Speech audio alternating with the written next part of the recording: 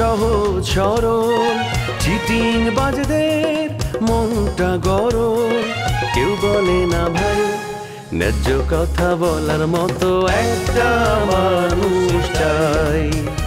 আমরা ন্যায্য কথা বলার মতো একটা মানুষ চাই।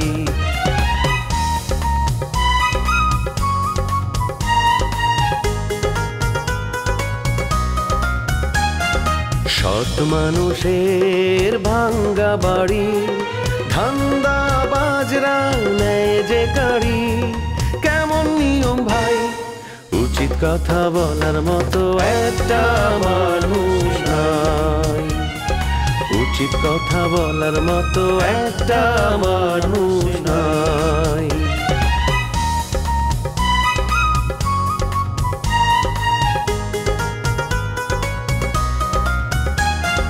চোরের মায়ের বড় গলা, মিথ্যা দিয়ে সত্য বলা, ভদ্রলোকের ভাই এক সমাজে বাস করে ভাই চিটার এন্ড জেন্টলম্যান।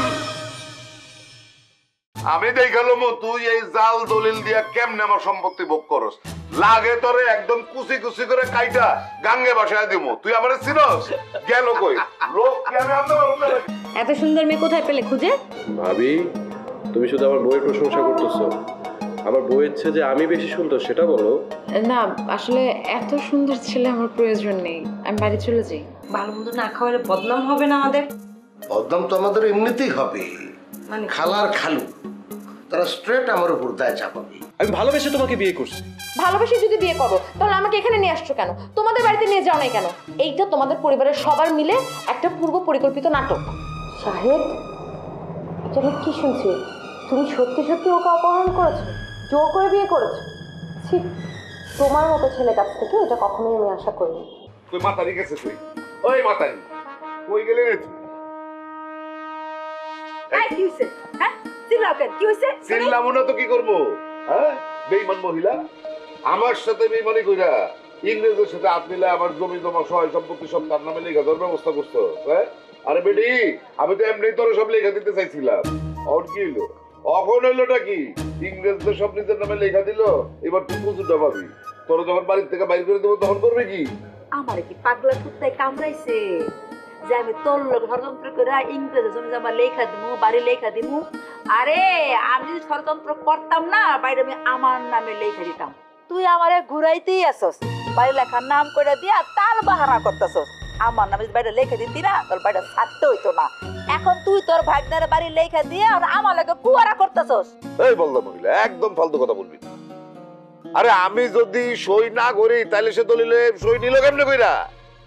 আমি সই না করলে সে বাড়ি দখল নিব কেমনে? আমি একটা ঘরের মধ্যে আছি, তুই ইংরেজের লগে হাত মিলে আমার পথে বসানোর ব্যবস্থা করছো। আমি কিছুই করি নাই, ইংরেজের বাড়ি দিয়ে দিছ এটা কইয়া আমার বাইরা না দেওয়ার পায়তারা করতেছো।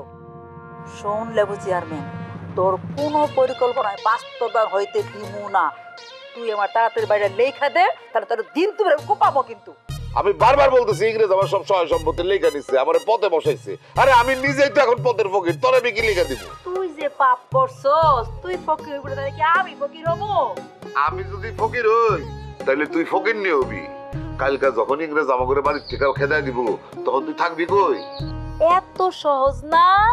ইংরেজ যদি জাল দলিল করে বাড়ি দখল করতে চায়, আমি সাথে সাথে থানায় গিয়ে তার নামে মামলা করে দিব। আরে ওই নাকি জাল দলিল করে নাই, ওর দলিলে বলে আমার সই আছে। এটা যে কেমনে সম্ভব আমি তো কিছুই বুঝতেছি না। তোর কিছুই বুঝতে হইব না, আমি দেখতাছি, আমি বুঝতাছি। আমি যে এখনই ধর্ম বাইগনা হইয়া এত বড় প্রতারণা কেমনে করলো এটা আমার জানা দরকার। আরে ক্ষমতা এখন ইংরেজের কাছে, ওই ধরে পাত্তা দিব না, উল্টা অপমান করে দিব। আমার অপমান করতে আসলে না, আর আমি খুন করে ফেলামু। আমার জানতেই হইব এই বাড়ি ও কেমনে নিছে। যেমন মামা বাটপার তেমন ভাগনা বাটপার, দুটো কপাল না দুঃখ আছে। সারা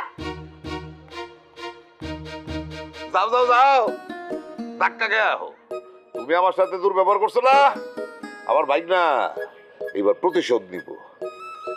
আমার বাইক না, আমার এই বাড়িঘর সব লেখা লইছে, বাড়িঘর সব লেখা লইছে। তো আমি এখন অনুরোধ কইরা তার সাথে একটা আফর সবাই চলে যেতে পারবো। আমার সে এবার থেকে খেতে স্থান দিব। কিন্তু তোর কি হবো রে? তোর তো জায়গা দিব না, তোরা খেদাই দিব। যা এবার ঠেলা সামলা। কবির মামা এখন বাইরে যায়, লোকজন জোটানোর চেষ্টা করবে, আমাকে আক্রমণ করার চেষ্টা করবে। তুমি বাড়ির চারদিকে পাহারা বসানোর চেষ্টা করবে। বস, আপনি এতটুকু চিন্তা করবেন না, টেনশন করবেন না। এই খুবই লেখাল আপনার বাড়ির চতুর্পাশে আমি 3 স্তরে আমার লেখাল বাহিনী আমি সেট করে রাখছি। খুব ভালো, ভালো মতো পাহারা দাও, কেউ যেন আমাদের আক্রমণ করতে না পারে। ইংরেজ, তুমি তো মামার চেয়ারে কেন বসে রয়েছো? এটা কিরকম বেয়াদবি? হ্যাঁ মামি, এখন থেকে এই চেয়ার মামার না, আমার। তোমার চেয়ার মানে? তুমি দিনের বেলা নেশাবাজি খাইয়ে আসো নাকি? এই খবি, তুই খারা একা কি দেখতেছস? ওরে ঘাড় ধাক্কা দিচ্ছে, তুষাই দে। আদর পায়া পায়া না একদম মাথায় উঠছে। ম্যাডাম, সেটা আর সম্ভব না, কোনো মতেই সম্ভব না। এখন থেকে এই ইংরেজ সাহেব হইতেছে আমার বস, আমার মুনিব, আমার স্যার। আমি এখন ওনার কথায় উঠবো, বসবো, যা করতে বলবে সেটা আমি অক্ষর অক্ষরে পালন করবো। ওরে বেঈমান, তোর বেতন কি ইংরেজ দেয়? তোর বেতন দে লেবু চেয়ারম্যান। তুই তার কথায় উঠবি, তার কথায় বসবি। এখন সেটা সম্ভব না মামি, কারণ আপনার জামাই লেবু চেয়ারম্যান তার বাড়ি ঘর সয় সম্পত্তি স্থাবর অস্থাবর সবকিছু আমার নামে লিখে। লেবু চেয়ারম্যান এখন যদি ঠান্ডা মাথায় বাড়িতে থাকে থাকতে দেব, আর যদি উল্টাপাল্টা কিছু করে একদম। তোমার মামাই আমার নামে বাড়ি লেখা দেওয়ার কথা ছিল, তোমার নামে লেখলো কি কইরা তা আগে আমারে বলতে হইব। বুঝতে পারছি জাল দলিল করছো। শোনো ইংরেজ, তুমি জাল দলিল করে না একটা টিকতে পারবো না। তোমার স্বপ্ন বাস্তবে হতে আমি দিব না। আমি এখন এই মুহূর্তে থানায় গিয়ে তোমার নামে মামলা করবো। তুমি যে এত বড় বেঈমান তবে আমি বুঝতে পারছি। আমার চেয়ে বড় বেঈমান তো আপনি। আপনি মামার কাছ থেকে এই বাড়ি আর 20 বিঘা জমি লেখা নিতে চান নাই? চান নাই আমার মামারে রাস্তায় নামাই দিতে? তুই অক্ষণে আমার বাড়ির থেকে ভাগ, অক্ষণে বাড়ির থেকে ভাগ। আমি কিন্তু আজকে তোর হত্যা করতে আসছি। আমার জায়গা জমি দখলের প্রতিশোধ আমি নিব। আমি এখন বাড়ি মেরে তোর মাথা 2 ভাগ করে দেব। খবরদার চেয়ারম্যান সাহেব, খবরদার। যে কামটা আপনি করলেন এই কাম আর ভুলও করতে আসবেন না। উনি এখন থেকে আমার মনে, ওরে যদি আপনি মারেন তার আগে এই লাঠি দিয়া আপনার মাথা আমি ছেড়া করে দেবো। ওরে খবি বেঈমান, তাল লাগাতে হাত দিতেছ তাই না? এই লেবু চেয়ারম্যান, উত্তরা দিয়ে কাল সাপ করছিল না? এখন দেখো তোমার কাগজ তোমার ইচ্ছুবন মারছে। এখন কি করবা? আরে আমি তো জমি লেখা দেই নাই, দলিল করে দেই নাই। তাইলে এই জমি আর হইলো কেমনে কইরা সেইটা আমার বাইর করতে। জমি জাল দলিল করছে, বুয়া লেবু চেয়ার বানায়া লেখা নিছে। এই জামানায় ভুয়া দলিল দিয়া জমি দখল করা যায় না, ডিজিটাল যুক্ত। সাথে সাথে ধরা পড়বার, কেস করলে লগে লগে জেল। তাই এত কাঁচা কাম ইংরেজ করে না। তুই এত কিছু জানো? হ্যাঁ, তাহলে আমি এই আমার জমির মালিক তুই হইলি কেমনে? আমি তো সুস্থ মস্তিষ্কে তোর দলিল লেখা দেই নাই। একবার ঠিকঠাক ঠান্ডা মাথায় চিন্তা করে দেখো, কোথায় কখন কিভাবে কোন পরিস্থিতিতে তোমার সমস্ত সম্পত্তি আমারে দলিল করে দিছে। মনে করার কিছু নাই, তুই জাল দলিল করছস। ওর লগে কথা কয়ে কোনো লাভ নাই। চলো থানায় যাই, পুলিশের গুতা খাইয়া বাড়ি ছেড়ে এমনি পালাইবো। জি না মামি, ইংরেজ অত কাঁচা বলা না, আমি একদম সলিড দলিল নিয়ে বসে আছি। শুনেন, আমি তার সাক্ষী। আমি স্বচক্ষে দেখছি আপনি নিজে দলিলে সই করছেন। তুই চুপ কর।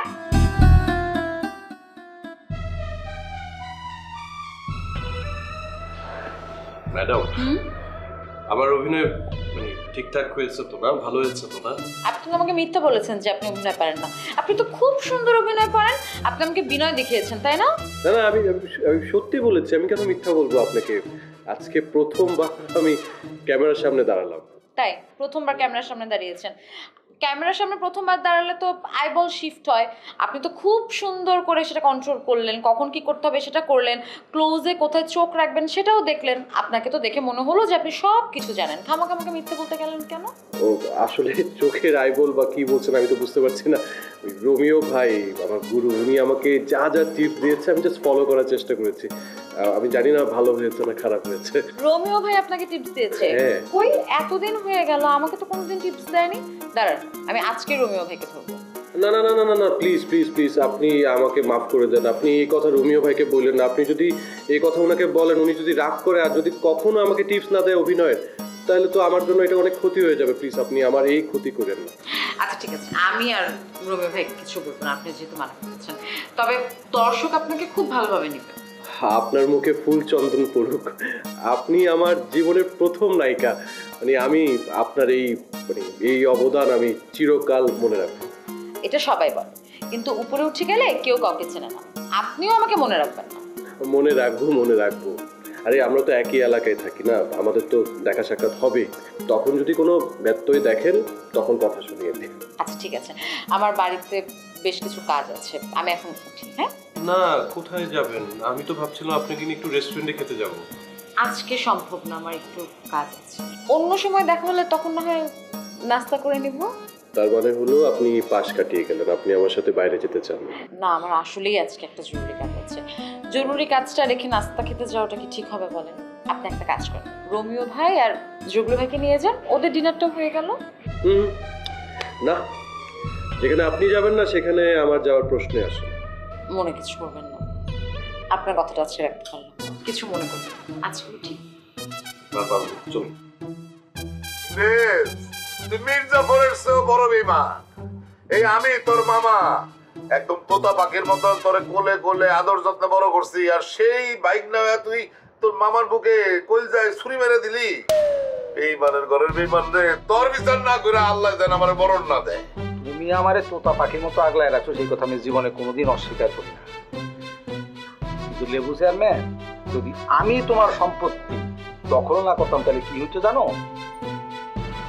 এই যে তোমার পাশে দাঁড়ায় রয়েছে তোমার বউ, আমার মামি, সমস্ত সম্পত্তি তোমার কাছ থেকে দখল করে নিয়ে তোমারে তালাক দিয়ে তারপর ইয়ার একটা খোলা দিয়ে যদি আমার কথা নিতে হয় তোমার সামনে আমি আমার কাম খ্যাপ করে বেটা পাবো।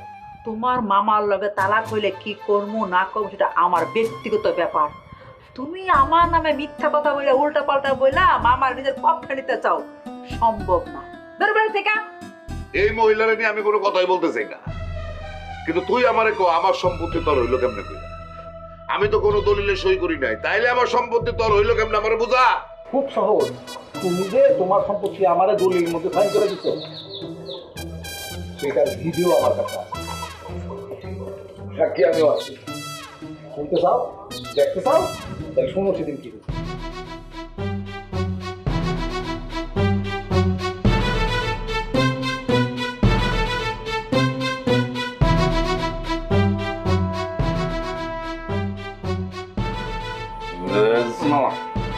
তোর সাথে আমার কি কথা ছিল? কি জানি তুই জুলিয়ার এখানে নিয়ে আসবি, আমি তার সাথে একটু কথা বলবো, সময় কাটাবো। জুলিয়া কোথায়? মামা সে তো আসছে, তোমার লগে সে দেখা করতে চায়। দেন আমার সাথে দেখা করবো না কেন? কি করছি আমি? তাহলে তাড়াতাড়ি আসতে বল, আমি খুশি করে দিব, তো খুশি করে দিব। মামা তুমি ব্যাপারটা বুঝতে পারছো, জুলিয়ার তালাক হয়ে গেছে না, আমি তোমার কইলাম। এখন তো পুরান বাড়ি ছেড়ে দিতে হবে, নতুন বাড়িতে উঠতে হবে। এখন যে নতুন বাড়িওয়ালার সাথে তারপর এগ্রিমেন্ট করতে হবে, এগ্রিমেন্ট না করলে সে নতুন বাড়িতে কেমন উঠবো? আর তাহলে সে থাকবো কোথায়, কই থাকবো কও? তার ভাড়া বাড়িতে থাকতে হবে, সে আমার বাড়িতে থাকবো, আমি তোরে বলছি না সে আমার বাড়িতে থাকবো, তো নিয়ে আয় তারে। বাবা তোমার কি মাথা খারাপ? তোমার বাড়িতে যদি নিয়ে আসি মামি পুরা করলা না কুবাই হালাই দিত তো। শোনো মামা, তুমি কি একটু ওই যে ওর যে বাড়িওয়ালার সাথে যে এগ্রিমেন্টটা সেটা মধ্যে একটু সাইন করে দিতে পারবা? আর হলো মাসে 15,000 টাকা ভাড়া একটু দিয়ে দিলে, মানে তাইলে হবো কি, সে সবসময় তোমার খুব বেস্ট ফ্রেন্ড হয়ে থাকবো, তোমার একদম সবসময় ভালো বন্ধু হয়ে থাকবো, পারবা এটা? জি 15,000 টাকা কোনো টাকা রে? না, হ্যাঁ 15,000 টাকা আমার হাতের ময়লা। একদম ডাক দে স্ত্রীকে, আমি সই করে এই যে আসেন আসেন আসেন, এই যে মামারা আসেন আসেন, এই যে চলে আসছে মামা। হ্যাঁ মামা তো ঘুমাই গেল। মামা এই জুলিয়া চলে আসছে। আপনি এত বড় মনের মানুষ, আমি তো আগে বুঝতেই পারি নাই। আমার মন সাগরের মতন, আমার মন পাহাড়ের মতন। বিকেলে আমার কাছে আসো, তাহলে এসব বুঝতে পারবা। এই তুই এখানে খাড়িয়ে খাড়িয়ে কি করবি? চলে যায় এখান থেকে। মামা তুমি যে পরিমাণ খাইছো, তুমি যদি উল্টা পাল্টা জায়গায় সাইন করে ফেলাও তখন তো ওই যে ঝামেলা হয়ে যাবো। আমি একদম সম্পূর্ণ সুস্থ আছি, আমি পাগল হয়ে নাই, আমি ঠিক।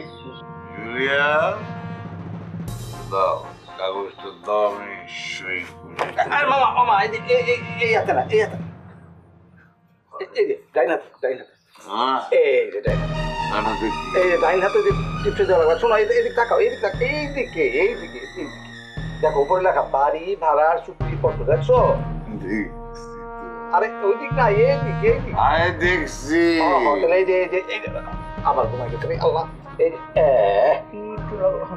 সুন্দর, এই যে সুন্দর, এইখানে এই যে আরেকটা আরেকটা আরেকটা। আল্লাহ ঘুমাই পড়ো না মামা, আল্লাহ পরে করবে যে কোথায় কোথায় সাইন করাছি বাবা। এই ডুবো সুন্দর। হ্যাঁ দেখছি তো। হ্যাঁ দেখছি তো। দাঁড়া দাঁড়া, সুন্দর। হ্যাঁ দাঁড়া দাঁড়া, একটু খারাপ। এই যে এরপরে যে একটা সাইন করতে হবে। আরে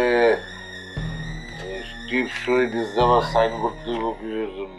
আহা লাগে, এখন তো ডিজিটাল নিয়ম হয়েছে, টিপ সই লওয়ার সাইনও করানো লাগে। যে এখানে করো, এখানে সুন্দর করে, আর সুন্দর করে ধরো ফোনটা। হ্যাঁ কেমন করতে, হ্যাঁ সুন্দর করে করো। হ্যাঁ পরে নিচে কিন্তু বাড়ি ভাড়া কিন্তু। হ্যাঁ বাড়ি ভাড়া দেখছি।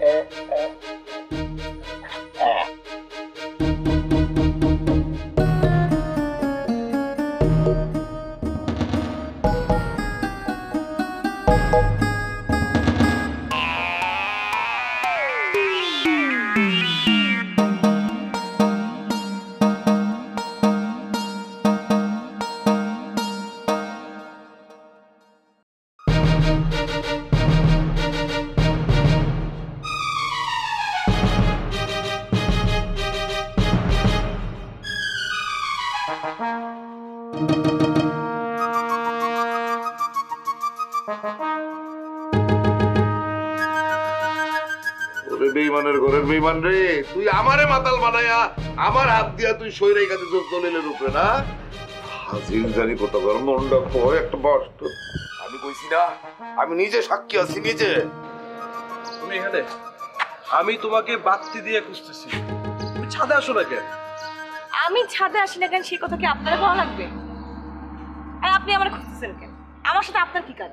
না তেমন কোনো কাজ নাই, তবে একটা বিশাল খবর দেওয়ার ছিল। কি খবর দিবেন? দিয়া এখান থেকে ভাগেন। এই বাড়িতে শুধু আমি আর আপনি থাকি না, আর অনেক মানুষজন থাকে, তাদেরও চোখ আছে, তারাও বুঝতে পারে। আমার সাথে দেখলেই আপনি কথা বলতে আসেন কেন? মানুষ কি মনে করে? মানুষ কি বললো সেটা ধার আমি ধারি না, এটা আমার বাড়ি। আপনার বাড়ি বলে আপনি যা ইচ্ছা তাই করতে পারেন? অন্য মানুষজনের কি মান সম্মান নাই? কি মনে করেন আপনার বাড়িওয়ালারা সবকিছুই আপনাদের মতো হবে? শুনেন, এই ধরনের মন মানসিকতা থেকে আপনাদের বাইরে হয়ে আসা উচিত। আর যদি তা না হয় তাহলে এইটা নিয়েও আন্দোলন করা লাগবে। প্লিজ কুসুম, মানে আমার ভুল হয়ে গেছে। আমি কি একটা বললাম সেটার সাথে রং সং মাখায় তুমি কি বানাই ফেললাম। আর শোনো, আমার মনে হয় কি তুমি রাজনীতি করলে খুব ভালো করবা।